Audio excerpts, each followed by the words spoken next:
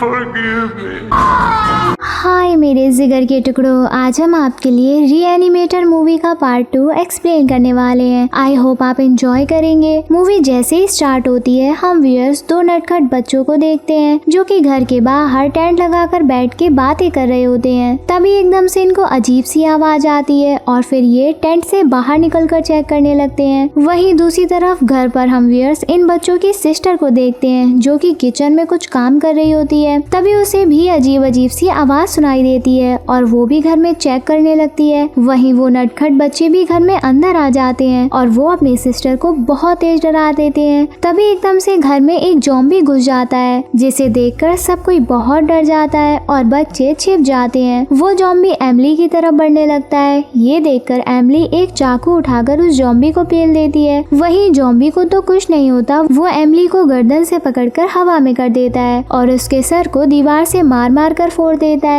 जिससे उसकी मौत हो जाती है। इतने में ही वहाँ पर पुलिस भी आ जाती है और वो ज़ॉम्बी के सर पर गोली मार देते हैं जिससे ज़ॉम्बी वही ढेर हो जाता है। अब आगे ये दिखाते हैं कि पुलिस वेस्ट को अरेस्ट कर लेती है क्योंकि ये उसका ही एक्सपेरिमेंट होता है। वेस्ट वही सन की साइंटिस्ट होता है जो हमने मूवी के पार्ट 1 में देखा था, जो डेड बॉडीज में अपना खास सीरम इंजेक्ट करके उन्हें जिंदा कर देता था। आगे नेक्स्ट सीन में ये दिखाते हैं कि वेस्ट एक चूहे को पकड़ता है एक्सपेरिमेंट के लिए। वो उस चूहे को इलेक्ट्रिक शॉक देता है जिससे उस चूहे से एक एनर्जी निकलकर उस कैप्सूल में भर जाती है। तभी वेस्ट के प्रिजन सेल में एक ऑफिसर आता है। ऑफिसर को देखकर वेस्ट सकपका जाता है। वहीं ऑफिसर वेस्ट को बताता है कि उसे एक टास्क असाइन किया गया है। अब यहाँ हम व्यूअर्स ये जान पाते हैं कि वेस्ट के एक्सपेरिमेंट की वजह से उसको जेल हो गई है और जेल में भी उसने एक्सपेरिमेंट करना बंद नहीं किया है। वहीं दूसरी तरफ एक कैदी जिसका नाम जॉनी है, वो अपने चूहे के गायब हो जाने से बहुत परेशान हो जाता है और वो अपने सेल में एक दूसरे कैदी जिसका नाम मौज है उसको पेलने लगता है। वहीं मौज के चिल्लाने की आवाज सुनकर वहाँ पर ऑफिसर आ जाते हैं और वो इनको गरियाते हैं कि अगर ऐसा दोबारा किया तो पतली नीम की डंडी से पिछवाड़ा लाल कर देंगे। फिर आगे के सीन में हम व्यूअर्स एक हैंडसम जवान मर्द को देखते हैं जिसका नाम फिलिप होता है। फिलिप को इस जगह पर as a medical officer appoint किया गया होता है। इसके बाद ऑफिसर फिलिप को वार्डन से मिलवाने ले जाते हैं। दूसरी तरफ हम व्यूअर्स वार्डन को एक खूबसूरत रिपोर्टर जिसका नाम लॉरा है उसके साथ कुछ डिस्कस करते हुए देखते हैं। वार्डन लॉरा की खूबसूरती से अट्रैक्ट हो जाता है और वो उसकी तरफ बढ़ने लगता है। तभी एकदम से वहाँ पर फिलिप आ जाता है जिससे वार्डन की आंख शांत हो जाती है। फिर वार्डन फिलिप से मिलता है और फिर लॉरा भी फिलिप को अपने बारे में बताती है। एक दूसरे को जानने के बाद वार्डन फिलिप को उसकी जॉब प्रोफाइल बताता है, साथ ही ये भी कि इस जेल का एक कैदी जिसका नाम वेस्ट है वो उसे अरेस्ट करेगा क्योंकि इनके पास मेडिकल स्टाफ की कमी है। वहीं वार्डन फिलिप को वेस्ट के बारे में वार्न करता है। दूसरी तरफ ये दिखाते हैं कि मौज नाम के कैदी को हार्ट अटैक आ जाता है जिससे ऑफिसर्स को उसके क्लिनिक में ले जाते हैं। यहाँ फिलिप अपनी पूरी कोशिश करता है मौज की जान बचाने की, लेकिन मौज पहले ही मौत की नींद सो चुका था।